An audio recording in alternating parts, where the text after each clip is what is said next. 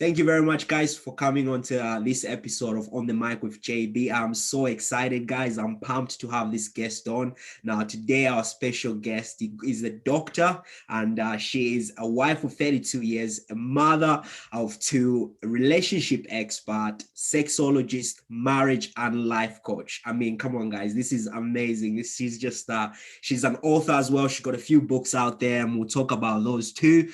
Guys, I'm glad to say today I'm joined by Dr. Gail Crowder. How are you doing, Doctor? How's it going? Thank you so much for joining me. I am so excited to be here, and thank you so much for having me. I truly appreciate it. I really do. It's an honor. It's absolutely an honor, guys. Now, for you guys who don't know there, Dr. Gail, she's an expert, like I said, in marriage and life coach, and also a sexologist and things like that, like I've just explained. And today she's just going to give us advice on how to navigate and deal with relationship. How do you know if somebody is the one? So I'm just going to pass it on, Doctor. How do we know if somebody is the one? If you're in a relationship and you're dating for a little while, I mean, how do you know? What are the signs? Well, the signs are I take a different perspective. Most people look, are they attractive to me? Do I get butterflies when I'm around them? Do they rock my world in the bedroom? All of those things are superficial. Yeah. All of those things are superficial. Does that person question you and make you better? Do they ask you questions that you haven't even thought about? Do they stretch your dreams and aspirations? Do they challenge you to make you better? Those are questions that most people don't ask when they're dating, because it's all about the physical, how you look or whatever. But when you get into a relationship that person is meant to be, those are the kind of things that you need to address that sustains the beyond the physical, because anything can happen. And when you get with someone, you shouldn't think about right now. How does this person make me feel right now? Do they boost my ego right now? Do they look beautiful, in shape, 6-pack, 36-24, all of those things right now? Because life is going to happen, right? Babies are going to come. It could be some tragedies or whatever, but if you build and that person stretches you and they encourage you and they make you better, and they don't always agree with you, and they challenge you and they add to you, and all of those different kind of things, those are the things that sustain long-term relationships and marriages, especially when things get hard, especially if you have a baby and your gut, you don't have that 6-pack anymore, and you're not that hourglass figure anymore. That person is going to love you beyond that. Yeah. Because it's just not about the physical. What happens if a guy gets an injury to his groin area and he can't perform sexually anymore? Does that break up the relationship? No. If it was built on more than just physical, that relationship can be sustained. And that's the kind of work that I'm into doing, helping people really get through. I mean, physical is good, right? We all want somebody that's appealing, not an ugly person, but you have to get past that.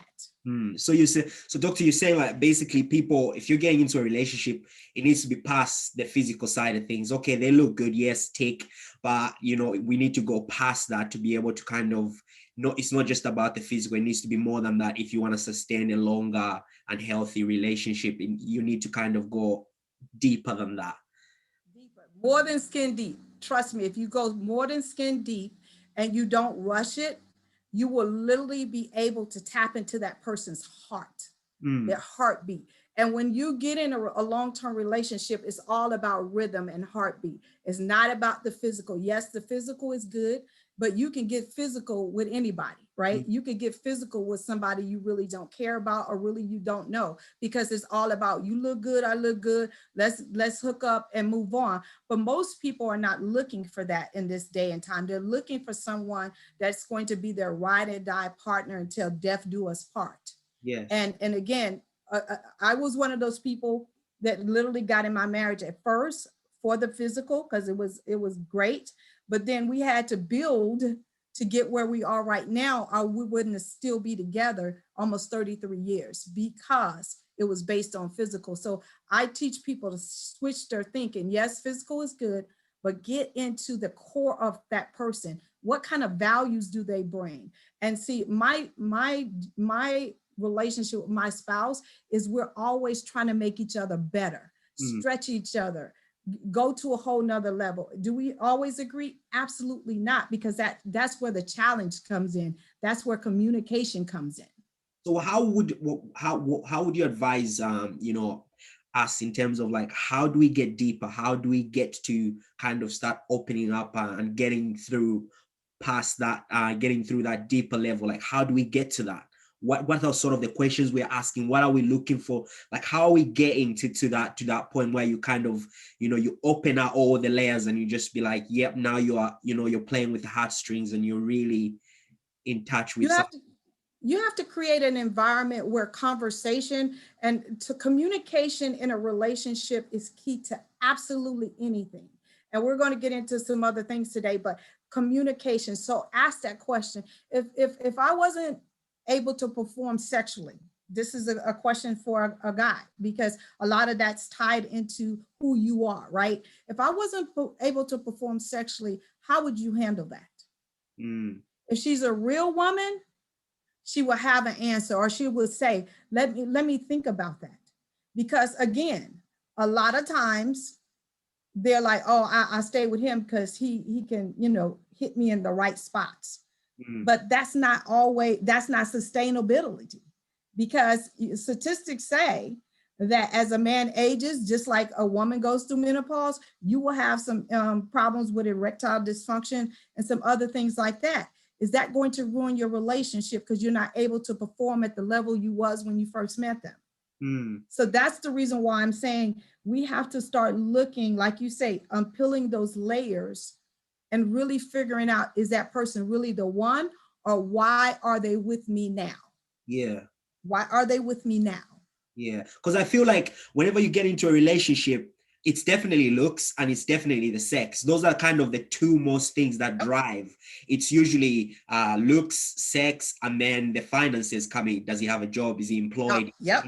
You provide those three. If you're hitting it good, you're good looking, and you've got a great job, it's kind of like tick, tick, tick. And then like past that point, then people start to really get to know the person when they're like maybe a year deep or 2 years deep. Then they're like, I never knew about it. Like this person had a temper, or this person did that. Yep. Because it's like you sort of got this you're blinded by these three things, Yep. Money, sex, and looks. Like, why is that?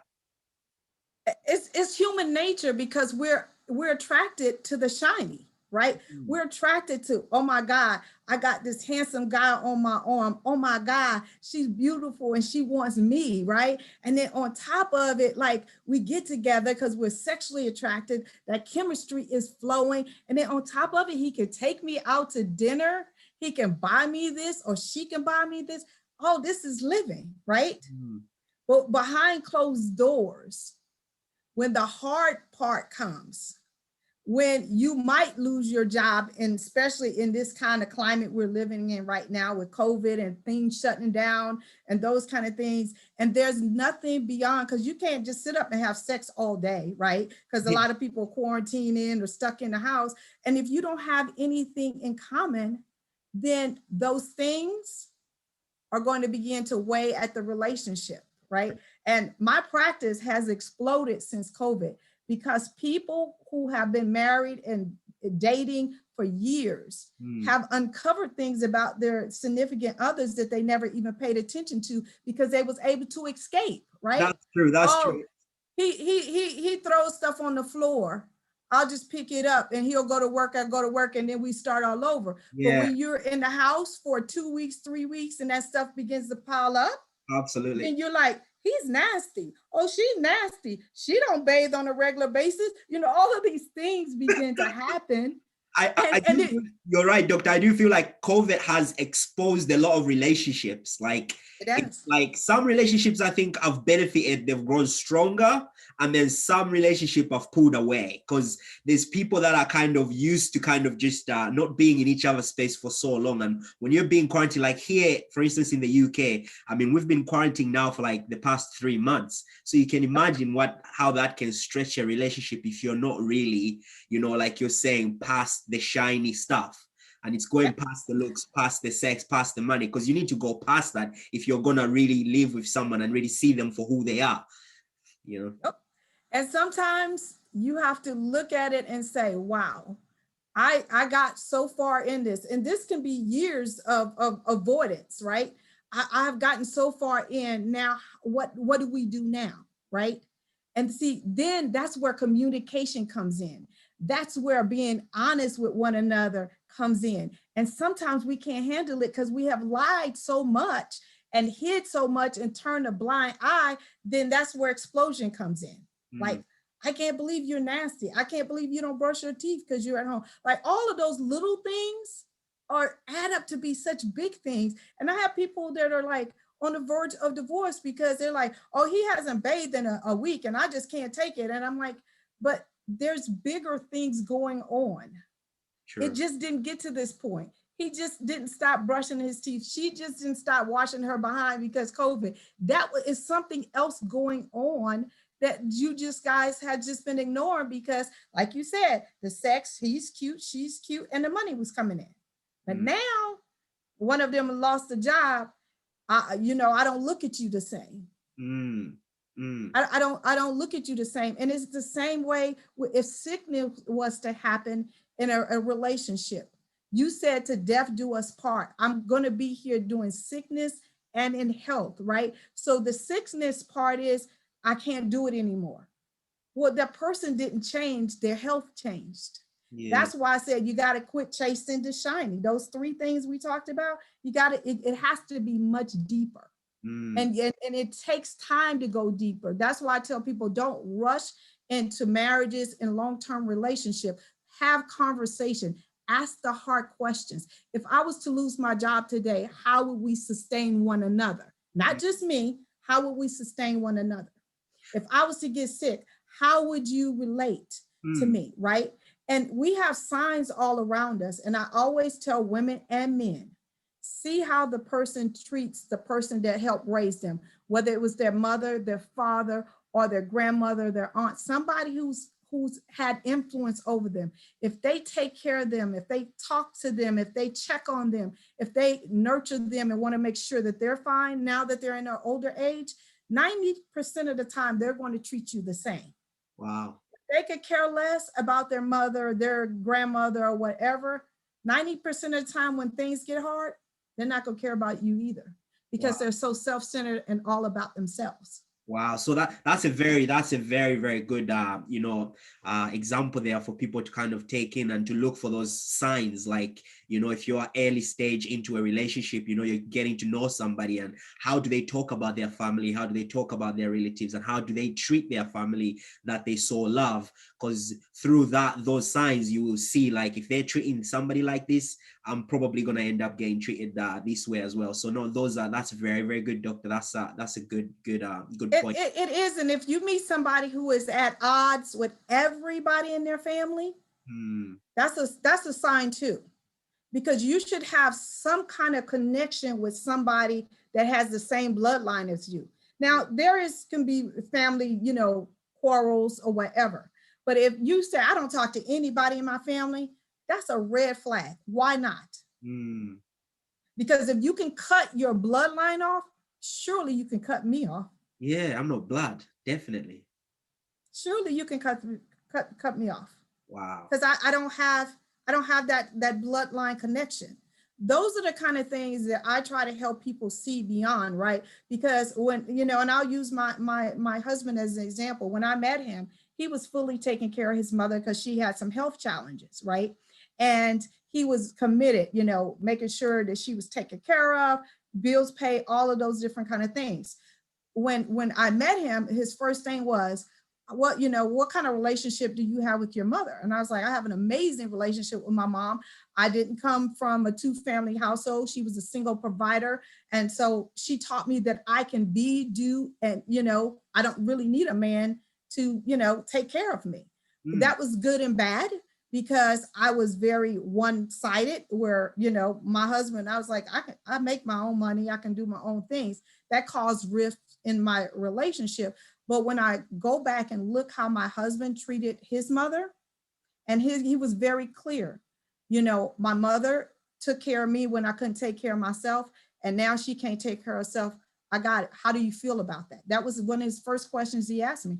I'm like, hey, I'm good, because if my mother needs me, trust and believe me, I'm gonna make sure she's taken care of. So we had that in common. So I knew he knew if I needed him, I was going to be there, and vice versa. So that was a bond that we had beyond the sexual and the good looking and the shiny and all those kind of things, that our family was most important.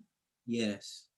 Our family was most important, especially our moms, because we both came from single parent households. Yeah. Would you say, Doctor, then it's important when you're getting into a relationship, kind of have core values? Like, what are your values? Is family more valuable to you? Like, kind of, and then put those forth to that significant other and say, listen, these are my core values. And then kind of when you ask them what their values are and see if they match up, because then you'll be able to see, okay, we both value family. Family is a big thing, or we're both workaholics. So that means work is a big thing to both of us. And so because you have to kind of figure this out, because some people, they might be workaholics. That means they don't want a family, they don't want to have kids, because they're so married. They're married to the grind. And if you get in because you see the shiny, you see these things, and then 3-4 years later, if you haven't asked those core values that you so value, you haven't told them what they are, you're going to find that they're not putting a ring on it, and they're not giving you what you want because their values are different to yours. So would you say that's like you have to kind of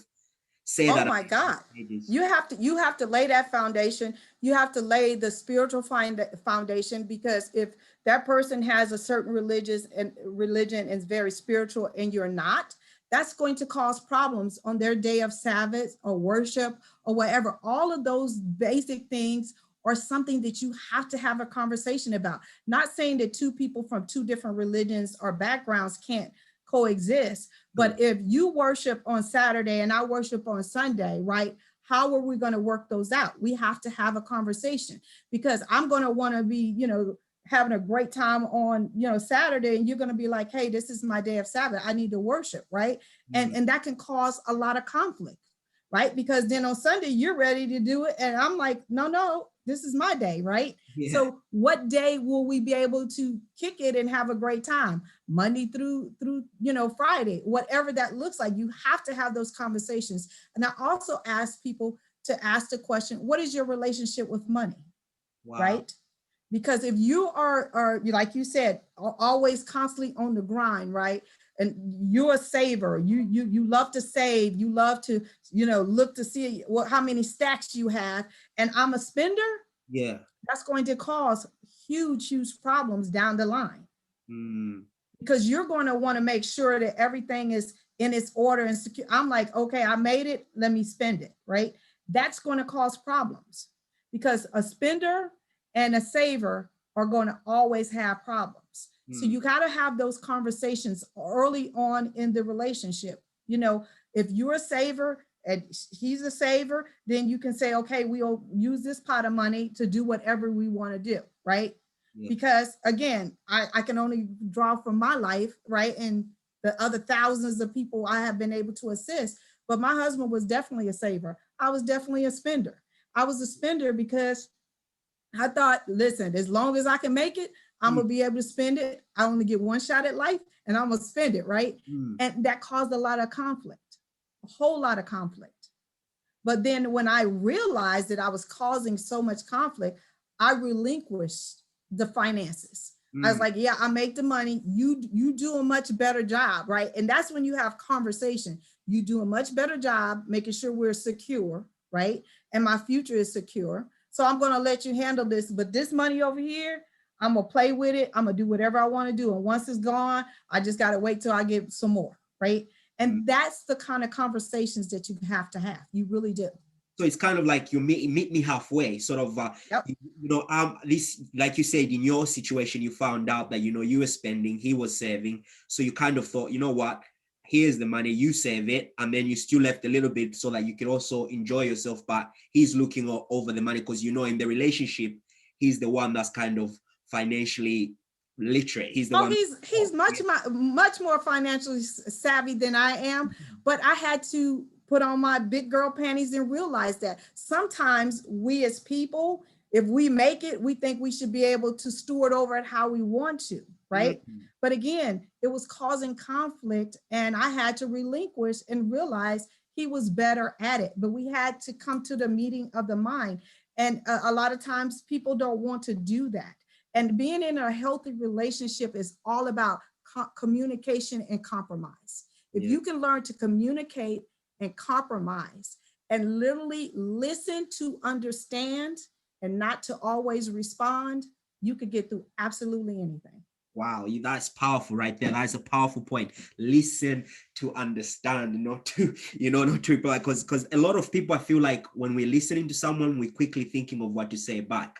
We're not necessarily listening. And that's why, I go back to the Bible and I say, God gave us 2 ears and 1 mouth so that you can listen more and then talk less. You know what I mean? But I feel like people kind of get that the other way around. We always want to kind of say our part rather than understanding someone. We're quick to just react to what somebody's saying rather than understand them. And I think that's such a powerful point that you've made there, Doctor, especially in a relationship. That's very, very, very important.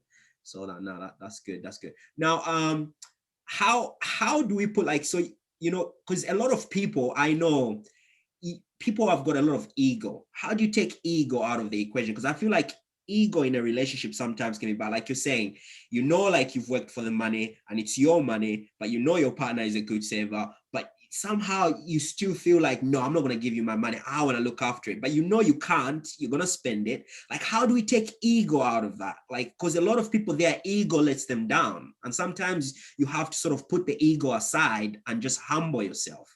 And I think sometimes in a relationship, especially early on, a lot of people do clash. I mean, down the line, when you've been together like 5, 10 or 20 years, then you understand each other. And I think by then the ego has gone. But how do you do that early on, early stages? How do you put your ego aside to really try and give the relationship that opportunity it needs to survive? Well, the word of God says the wages of sin is death, right? And you have to work to keep your ego in the forefront of somebody else's thinking. You do. You just have to try every single day, and it's hard work, right? And again, early on in a relationship, again, I tell people before you hop in bed, have conversation. And I keep going back to that because you can literally figure out somebody if you're listening to understand and not to respond, because they literally tell on themselves. If you're speaking to someone and it's all about, well, what I accomplished, what I am doing, how you can help me, those are buzzwords to let you know it's not about you and them. It's about what I can get from you, right? And so ego is a big, big thing. And, your ego can only last so long, because your representative is not going to last very long. We all have a representative that we send to the first date. We have the representative that we put on social media. We have the representative or whatever. But the core being of who you are is going to eventually show up. And if you are a person that is not moving so fast, getting swept off your feet, chasing the shiny, right? And you can sit back, that representative is going to fall back, the ego is going to fall back, and the real person is going to be there. And if you ask those core questions, like I said, what are your dreams and aspirations beyond this? Like, be honest. Where do you see us moving towards, right? Oh, I see us moving towards marriage. How do you think we're going to get there? What is your perspective on money? How do you handle money? How do you think we should handle money as a couple? I'm just asking a question. See what they say. Oh, you bring the money home to me and I divvy it up to you? That's a problem. Because how can they just already say that? Because they don't know what your financial status is, right? They can assume because you show up with, nice watch, nice car, all the stuff we do, right? Yeah. But that's not the core of who you are. Those are just things. Ask that. What is your religious beliefs? Oh, I don't have none. I think, we all exist. I'm a good person. You a good person. So we're good. No, no, no. What are your religious beliefs? If you have none, that's a problem for me, especially if you're a person that does have some, right? Because those kind of things are, again, the foundation of who you are. Because if you believe in God, if you believe in worship, if you believe in any of those things and they don't, that's going to cause a problem. Yes. A huge problem. So I always say, go back and really think about the questions that you want that mean the most to you. What are your core values? And if you don't know them, figure them out before you start pursuing a relationship.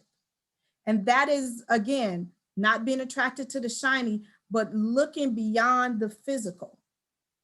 Tap into the spiritual part of the person, and you will get to know them beyond what they can even tell you, because their actions are going to line up with the core of who they are. I'm telling you, it is. People can only put on airs, smoke screens for so long, but the very core of who they are, when you begin to ask those questions, and if they don't line up, then that's not the relationship for you. It's really not. Wow. That's I mean, that is amazing. That those points, really, really valid points that you're giving us there, doctor. Now I'm gonna fast forward. Say, we're in the relationship now, things are moving along, but then we haven't understood the ourselves at the beginning, and now we're into the relationship. So we didn't ask the right questions at the beginning. We're now into the relationship, and then all of a sudden one of us loses a job, like you say, and things start to go sour, and then the other person doesn't want to have sex. Things are not happening in the bedroom. How do we spice up the relationship? How do we get that action back? Because sometimes I was watching this little Kevin Hart, I know Kevin Hart, the comedian, and he was talking about how sometimes he would be having sex, and then his wife would get in that position because she's so used, it's become repetitive. He can only do so much, and sex has become repetitive.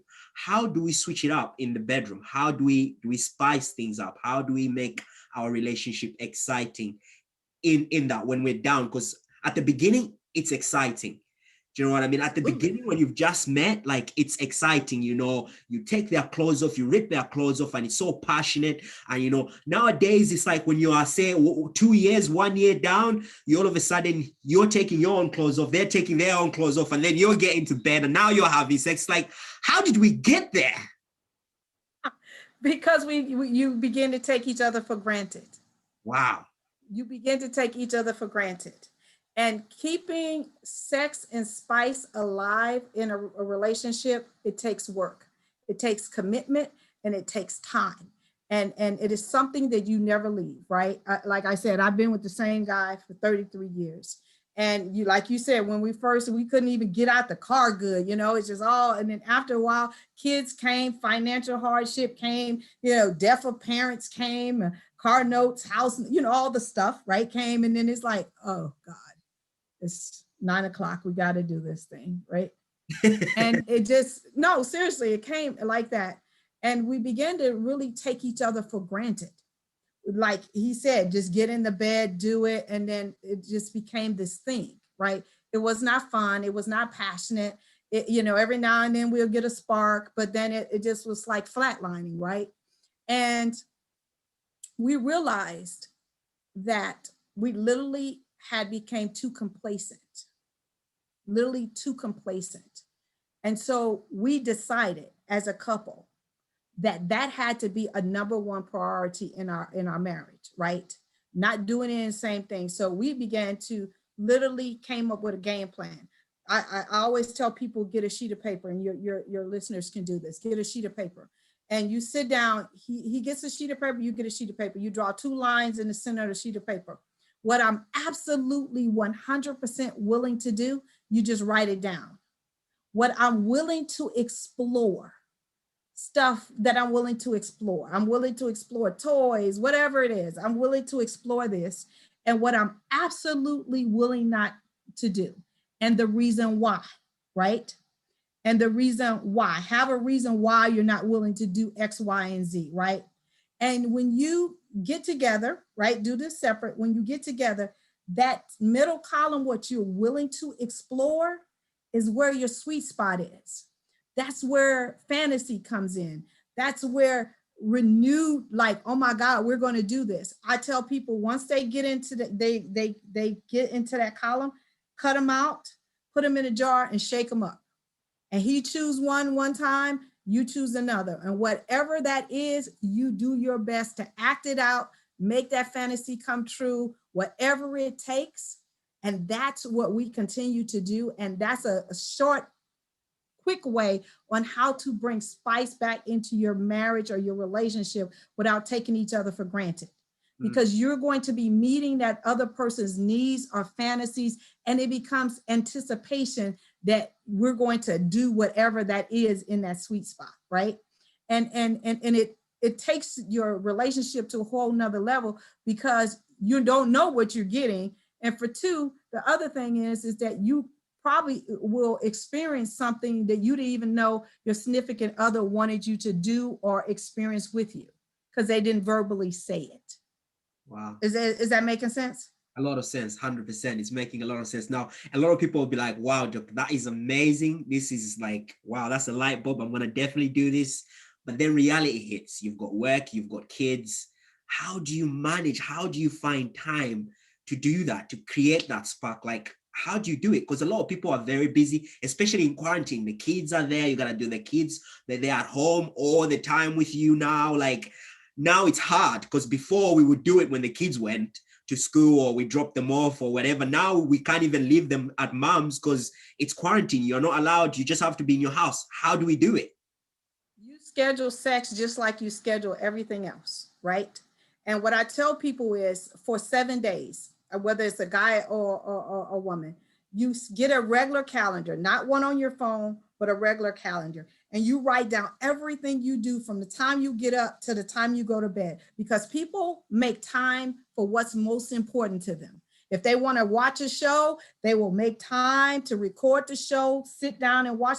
Whatever is most important to us, we make time for. That's why I get up every morning at 4 a.m. because I was giving God that 5 minute, oh, thank you, God, for waking me up, whatever. And he's the source that keeps me all day, right? So I get up at 4 a.m. so I'm not distracted, right? So we make time for whatever we want to do. If we want to travel, if that flight set is leaving at 5 a.m., oh, we're going to go to bed early, right?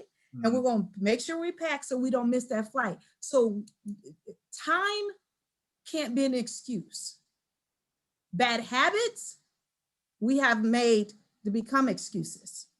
If your spouse, your significant other is important to you, you will make time for it. And so what I say for people to do that have all of this stuff going on, just like I do, is for 7 days on a regular calendar, just an old-fashioned calendar, write everything you do. Oh, was on the phone for 20 minutes with so-and-so, when it worked out, all of those things, and take the two lightest days on your calendar. See what you can remove. Quit talking to your friends so much or hanging out or working out, cut your workout short, right? Delegate something or say no to it. And those are the 2 nights that you're going to schedule sex. Just like we schedule the barber to watch the TV, schedule time with the kids, you schedule time so you're not tired, you're not distracted, and you're not frustrated on those 2 nights. And you tell your spouse or your significant other, Tuesday and Thursday is our day to pick from that jar. I'm not going to be too tired. I'm not going to be distracted. You tell those kids, because kids only do what you allow them to do. You're the parent. If they need to be in bed at a certain time, start their bedtime routine so you can have enough time with your spouse, because it's the most important thing to you. Whatever's important to you, you make time for. I guarantee it. Wow. Even if you have to stay up late. No, that is amazing. But then again, on another hand, like I get that scheduling, if we're busy, we schedule. But then there'll be a lot of people there thinking, I don't want to be scheduling sex. It should be spontaneous. That's not romantic. If it's spontaneous, you wouldn't be, if it's spontaneous, you won't ever get it done. Yeah. You will make, just like, it's just like riding a bike or exercising, right? When you first start doing it, you like, oh my God. After a while, your body automatically said, get up and go work out, get up and go work. It's the same way when you have starved yourself from sex. When you start getting back on the job, right? Just like working out, it will become natural. It will become spontaneous. But if you're waiting for, and it's flatlined, if you're waiting for it to happen, it's not going to happen. You're going to look around and be 2 months. You be like, Dad, we ain't even engaged in sex because I'm too tired. It ain't been on my mind. It ain't been on his mind. And we're good. No, you're not good. Mm. You're not good. Just like it's not good if you start an exercise routine and you stop it for a month. Your body is sluggish. It's just so when you start scheduling your exercise, you schedule your sex until it becomes natural and spontaneous. Wow, that is powerful. That is amazing. Wow. That is something. Oh my God, this is so good. This is really, really good. Now, on the flip side, I'm gonna move us forward. Now, a lot of people they get they get themselves entangled because life happens, busy happens, everybody's busy, kids and everything, and we forget. And then one of us, has a wandering eye, and then something happens, and you do something that you shouldn't have done. How do you get out of that when somebody has committed adultery in a relationship? How do you move from that? Because there's a lot of listeners that might be there, and they might be going through it. Their partner would have maybe has committed adultery, and they don't know how to deal with that. They love the person, but they just like, because sometimes you have those rules whereby you can't go past the certain things, and then you say you've forgiven someone, but then you keep bringing it up every time you have an argument. You're bringing it up. And it's like, well, why did you forgive me then if you're gonna always bring it up? So can you talk on that when somebody has messed up in a relationship? How do we move on from it, or do we move on from it? What do we do? You can you can have life after infidelity, and I wrote an ebook about it, and I've did many teaches on my YouTube about infidelity. You can move past infidelity, but the first thing is that the infidelity, whether it's mental or physical, that's just the surface. There's a root cause for why people commit adultery, right? There is definitely a root cause. And we always just focus on the surface, the act or the text message or the photo or whatever. We focus on that. We don't focus on what is the root cause that made the person step out of the relationship in the first place. And a lot of times it's because we are not listening. The person is telling you what they need from you. I really need you to slow down and not work so much. I really need to have a conversation with you. Okay, yeah, give me a few minutes.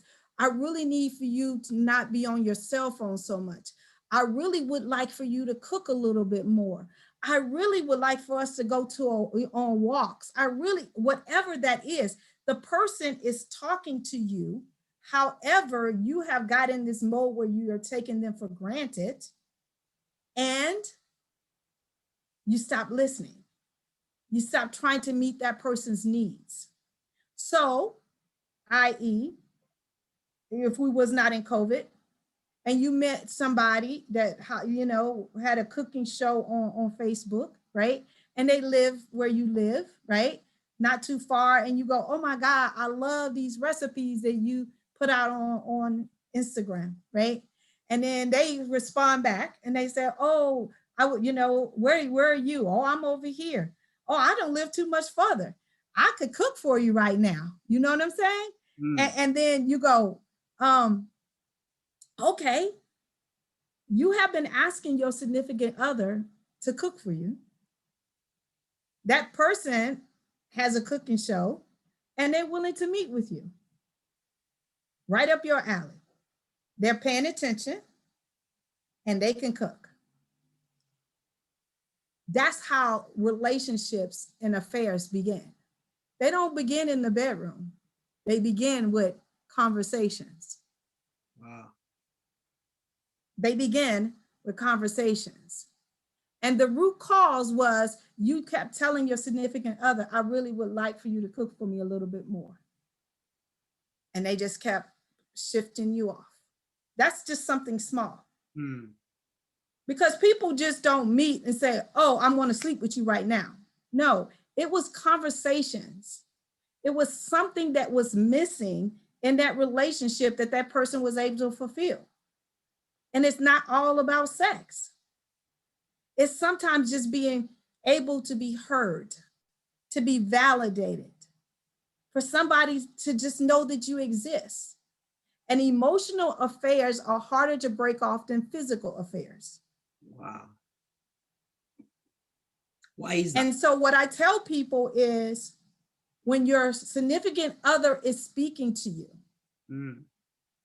listen to understand. Listen to understand. Because if you continue to not and keep pushing them off, somebody is waiting to fulfill that need. Wow. Somebody is waiting. They might have not met them, but the door will be open. And you know, women and men cheat for two different reasons.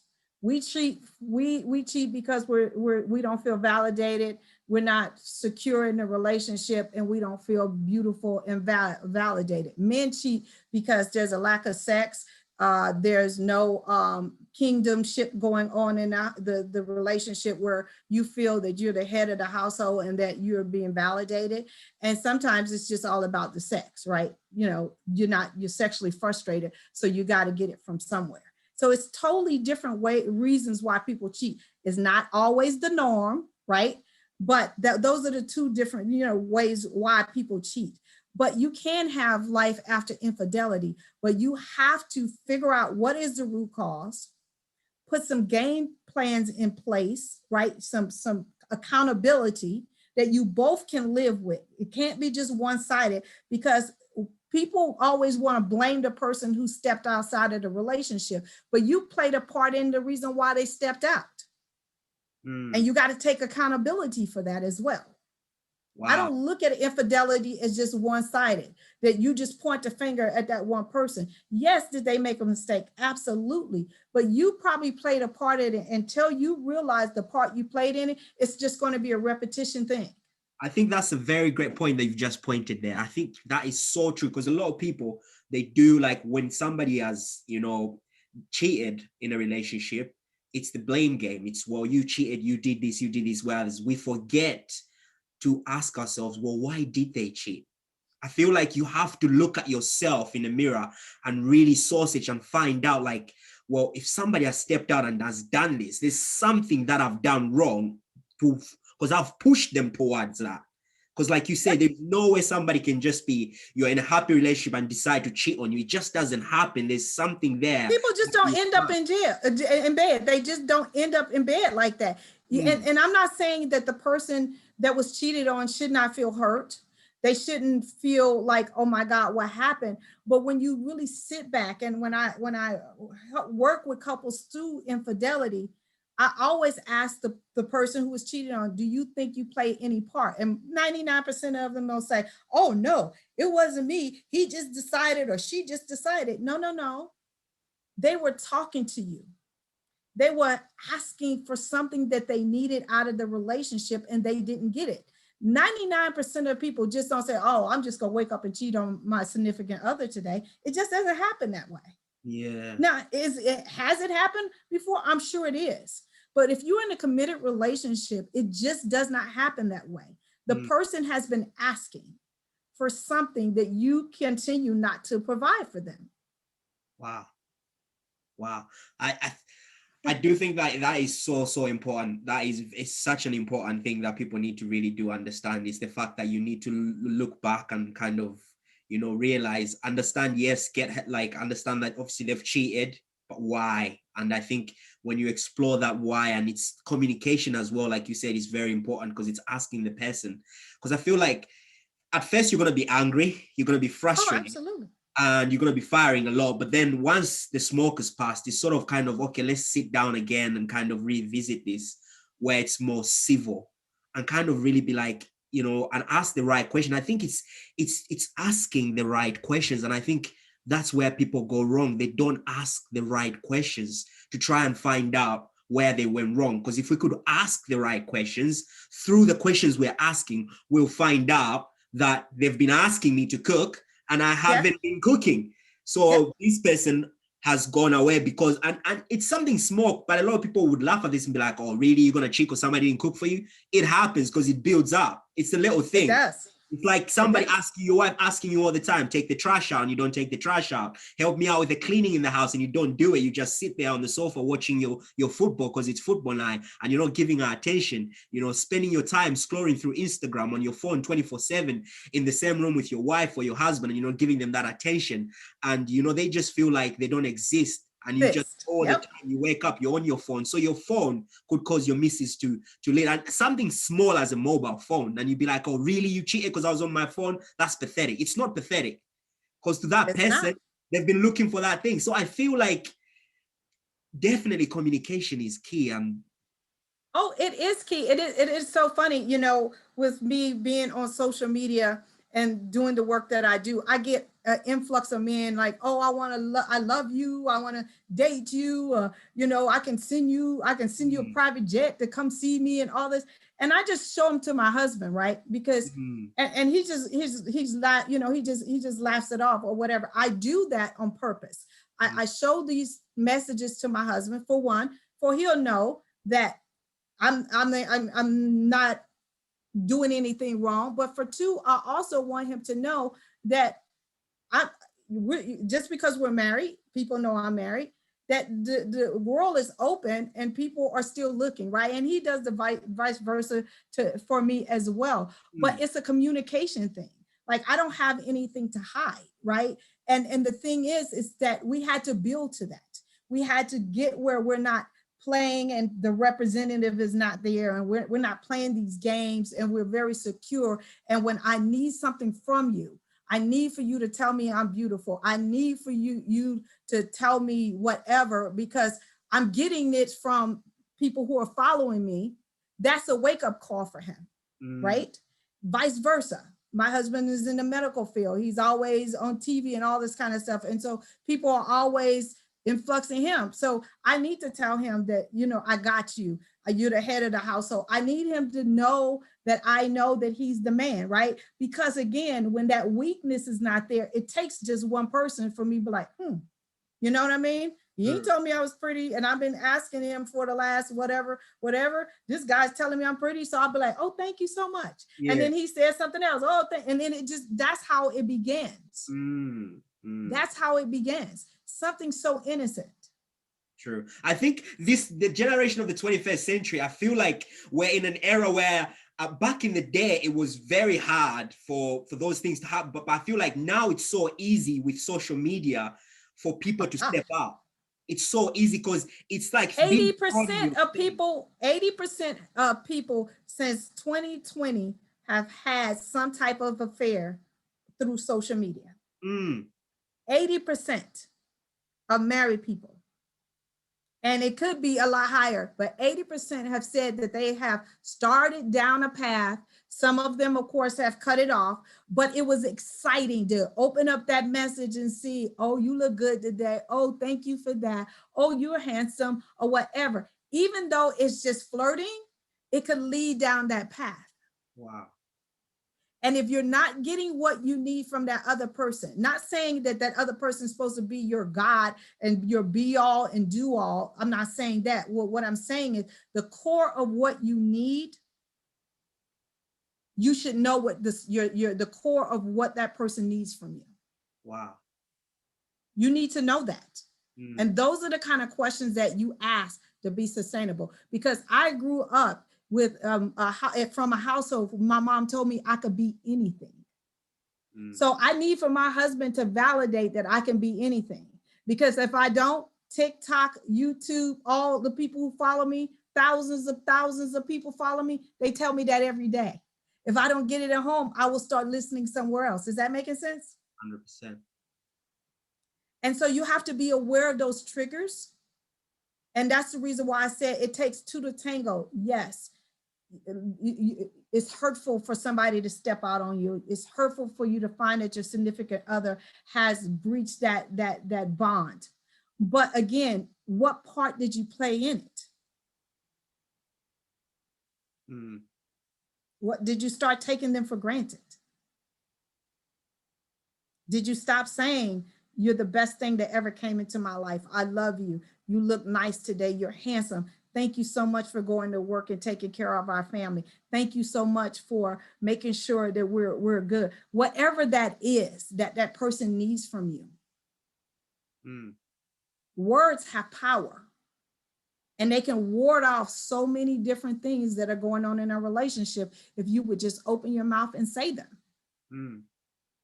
So how do you, so like moving forward, I mean, you doctor, you're giving us some great tips here today and some great advice. This is amazing.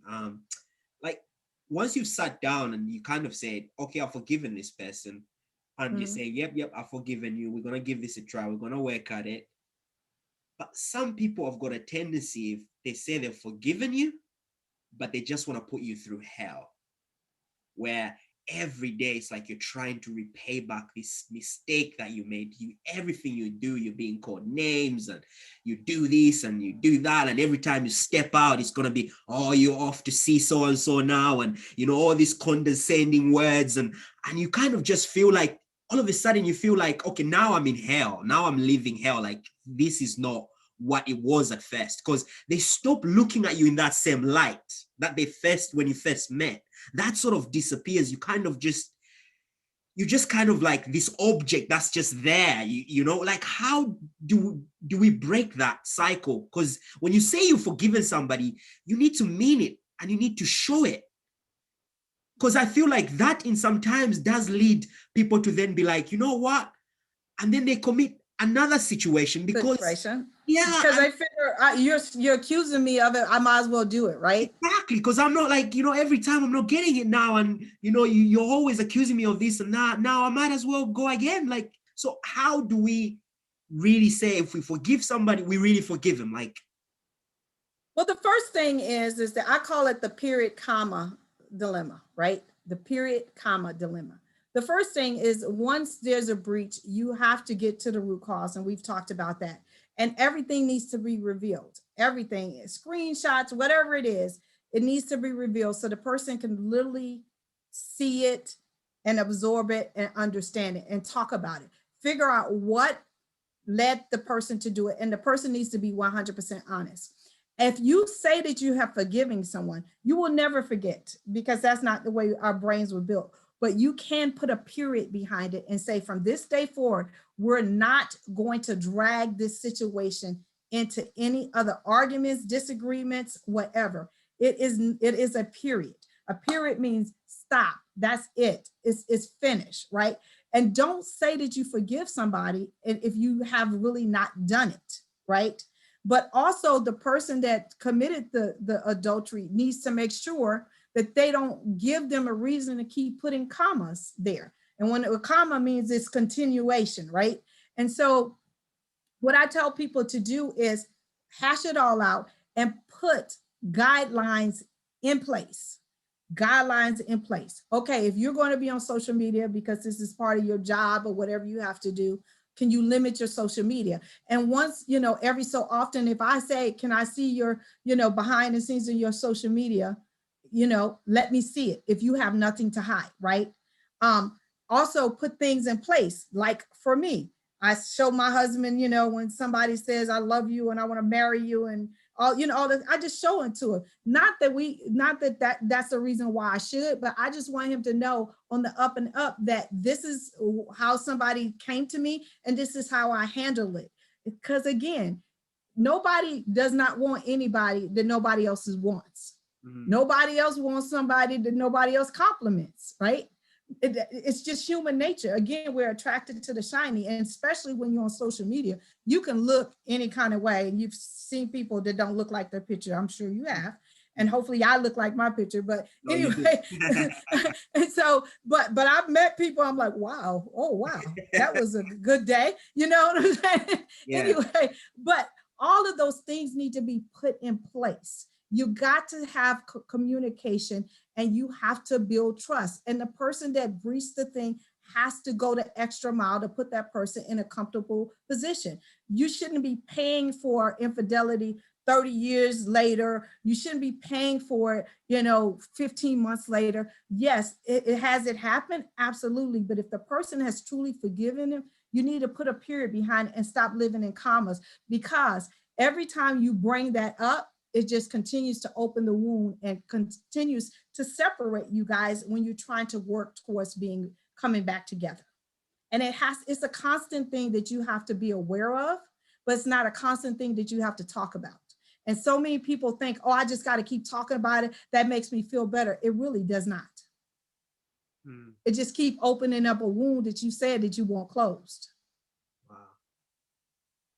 Wow. That's really what happens. So if you say that you truly have forgiven that person, put a period behind it and move on. Start a new sentence, start a new chapter until they give you another reason. And even if they commit adultery again, then you have to look at the relationship and say, I am worth more than this, and why do I stay in it? Because some relationships are not meant to be. Some are meant to end. Wow. And that's including marriages. And I stand for marriage. But some marriages are toxic. And they just keep going around the same thing over and over again, especially expecting a different result, and it doesn't happen. Let's talk about that. You've literally just led me to my next point, which is toxic relationships. Like, you've just hit the nail on the head there. How do people, because a lot of people can be kind of blinded by love or whatever it is, where sometimes it's fear, I don't know, where the relationship is not right, and family members, friends, and everybody's telling them, listen, he's not right for you, she's not right for you, you need to leave him. But they sort of they can't detach. They're so attached. They're like, no, it's all right. Like, he cheated on you. You look at the evidence, and the evidence is there and they can see it, but they still be like, no, that's not him. And they still refuse, even if they know, oh, he's treating you this way, and he beats you up or he abuses you.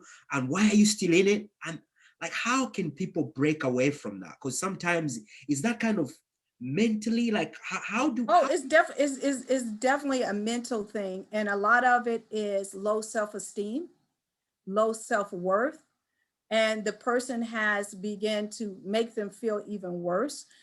It could be fear. It could be a number of reasons why people stay in toxic relationships.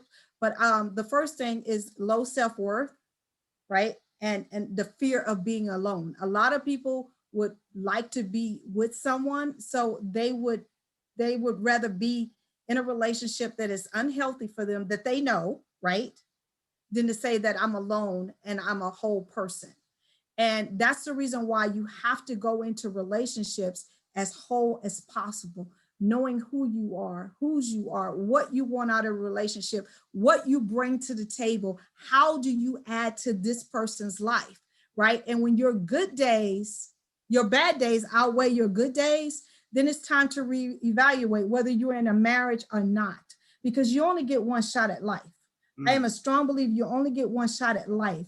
And sometimes you have to walk away to have a life.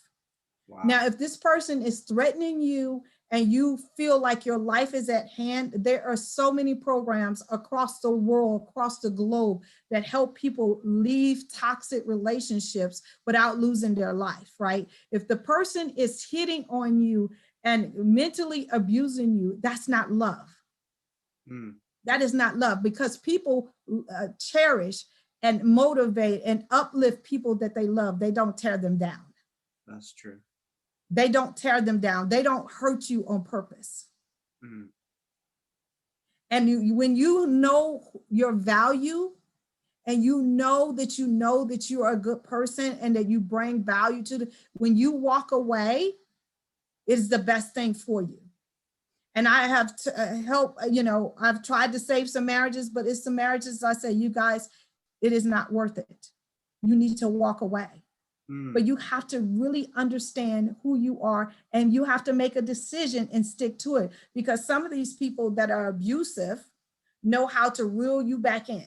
You say you're leaving, but they reel you back in with just one word, one phrase, one whatever, right? But you have to know who you are. And you have to find that self-value and say, how did I get myself in it? And a lot of times people leave one relationship and go to another and get in the same situation, but worse. And it's because you have not figured out, again, what was that root cause that you allowed you to get in that relationship in the first place? And it's learned behavior that you think that you're less than and you don't want to be lonely. And so I have to put up with this to say I have a man or a woman, because it goes both ways. Self-worth is something that is valuable, that will allow you to live out your life just without a whole bunch of drama, right? Because I know who I am, right?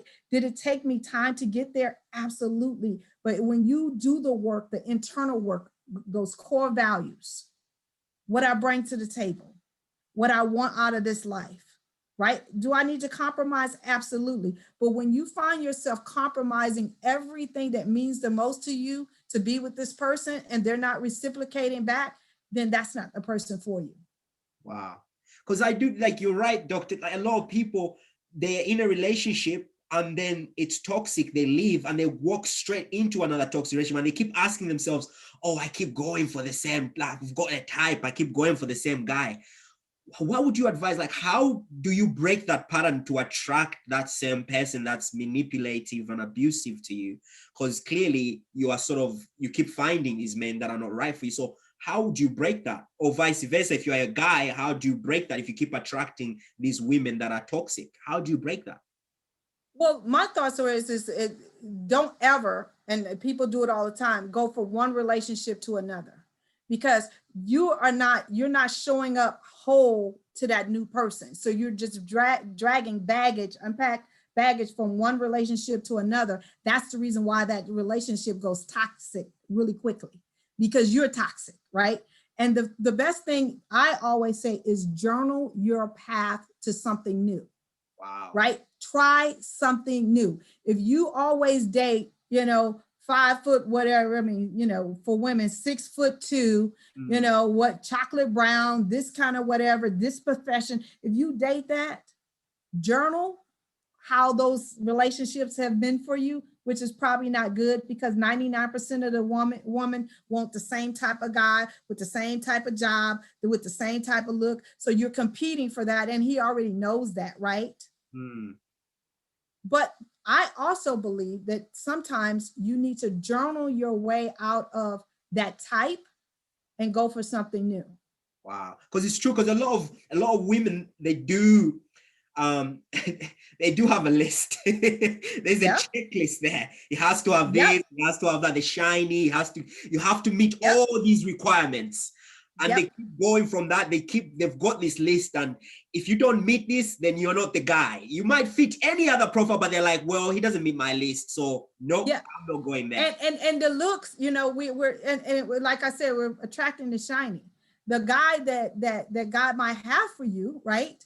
He might not be 6'2", right? He might not be chocolate brown. He might be light complected guy that might be 5'9", 5'10", but he loves God, and he wants to be in a relationship, and he wants to treat you like a lady. He speaks to you every day, but he might not be doing that job that you think. He might be a janitor. He might be the guy who collects the trash.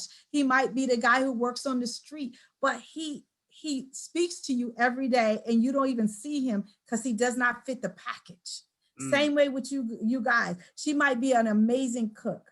She might be smart as a whip. She might be the perfect wife for you, but she's not, a size 2 with big boobs and a big butt and a small waist, right? She might be a size 8, right?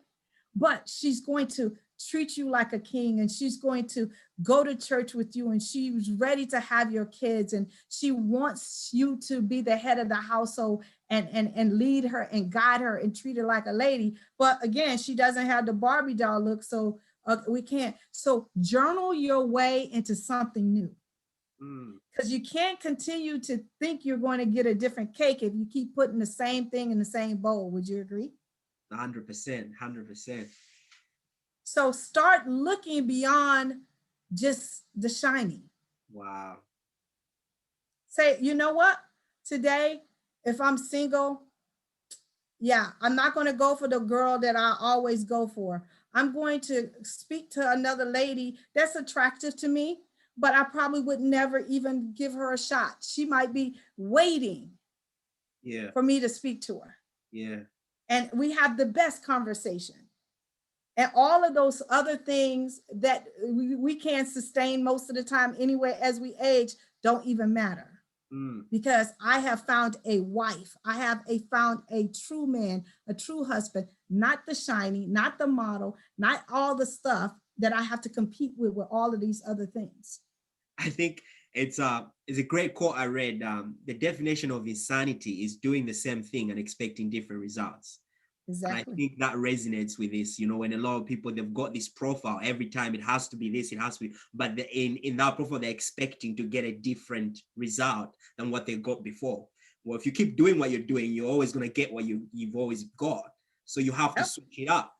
So that's very, very good that you say that. And I think that is good. And I think sometimes it's giving yourself time as well. Like you said, when you're coming out of one relationship, give yourself time to reflect and kind of see where did it go wrong in that relationship I was in, and kind of really give yourself time for yourself, for self-love, to heal from whatever that toxic situation you were in. And I think like a lot of people don't give themselves time to heal. They just sort of quickly jump into something. They're like, oh, the best way to forget somebody is to get in bed with someone else. And a lot of people do that. Like, what would you say on that? And you don't. And when I work with especially single women, I always tell them, they're like, but this guy, like, he really likes me and he seems like he's really cool. And I'm like, you just left the guy less than a month ago. There's no way you're healed from that. And if he really wants you, he will wait for you.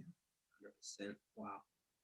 I said, because if he really wants you and you tell him, wait a minute, I'm under construction, I'm reevaluating how I want to get in a relationship with you. If you use those words, if he's a real guy, not just looking for a skirt, but he's looking for a long-term relationship, he's looking for a wife. If he's a man, not a boy. Exactly. If he's a man, not a boy, he will wait. Same way with a guy. If he tells a woman, listen, I just got out of a relationship and I'm trying to figure things out. I'm trying to become a better person. I'm working on me. I like you. I want to, date or whatever. But right now, I just need to clear my space. If she's a real woman, she will understand that. She won't, well, if you don't have time for me now or whatever, then that's not the person for you. And see, we're so, like you said, want to keep it moving. We don't want to be alone. We don't want to face what happened in the wrong relationship. I always tell people, anytime something happens in a relationship, whether it's infidelity, whether it's a sickness, whether whatever, you need to take a break from it and you need to journal what happened and how did I handle it and how can I do better? Even in a marriage. And when we were in financial debt, how did we get there? How did we come out? And how can we do better? You can use those 3 steps in any relationship you're in, whether you're married or not. Wow. You can. But it's just taking the time to say, I don't have to rush from one crisis to another. Because if you move from one relationship that was not good and get into another one, it's just creating another crisis down the road. You're going to face the same thing because you never dealt with it. It's just like unresolved trauma. As a kid, if you didn't deal with your trauma as a kid, you became an adult that is short-tempered, crazy, fly off the handle or whatever. And people just say, oh, they're crazy. No, you didn't deal with the trauma that you had going on as a kid. Wow. Wow. This has just been, this has been amazing. Honestly, it's been such an honor to be in your presence, Doctor. You've given us some amazing advice. Now, how can people get hold of your books, and how can they get in touch? Just tell us a little bit of how people can get in touch with everything that you're doing right now. All my books you can find on my website, gailcrowder.com. This is just my name, gailcrowder.com. On all my social media platforms, I'm gailcrowder.com. I make it very easy for people to find me. And again, I have 7 books and I'm on my way to writing another one. Wow. called the Small Things. And I'm writing that book because it's the small things that ruin relationships. It's not the big things, it's the small things. And we talked about some of them, about taking each other for granted. Yeah. But again, on all my social media platforms, it's just Gail Crowder. And it has been an honor, a true honor and a pleasure. And I thank you so much for giving me this opportunity. No, honestly, the pleasure has been all mine, because I feel like we're definitely gonna bring you back. We're gonna definitely bring you back, because you have literally given us so much to take, and I'm sure a lot of people are gonna have so many questions, and we'll definitely come back and revisit and do another episode with yourself. And I'm telling you guys, follow this lady. She's amazing. She's an inspiration, and she's so full of knowledge. It's unreal. On TikTok, she is blowing up. She's viral, and it's crazy on her TikTok. Everybody just loves her. And on Instagram as well, a lot there, a lot to take there as well. Her YouTube is so many videos that will help anybody who's in any situation. If you want to find out how to spice a relationship, you're going through difficulties, or you are single and you're trying to find how do you find the one, everything that you're looking for in terms of finding a long-term partner, you go on our YouTube and on our website. Trust me, you're not going to be disappointed. You will find the answers, and all her links to her books, her website, I'm going to put them down below. So make sure you definitely hit them, like them, follow her, and subscribe to our channels, guys. Like I say, it's been a pleasure, Doctor, to be in your presence. And guys, thank you so much. Share this. If you've got a friend who's dealing with anything we've spoken today in this topic, make sure you share this video with them, or make sure you share this podcast with them, and like, subscribe, and write a review. It helps us as well carry on bringing out this great content to you guys. And I just want to say thank you so much for joining me today, Doctor. And to everybody that's listening, guys, thank you so much. And God bless. We'll see you next time. Thank you.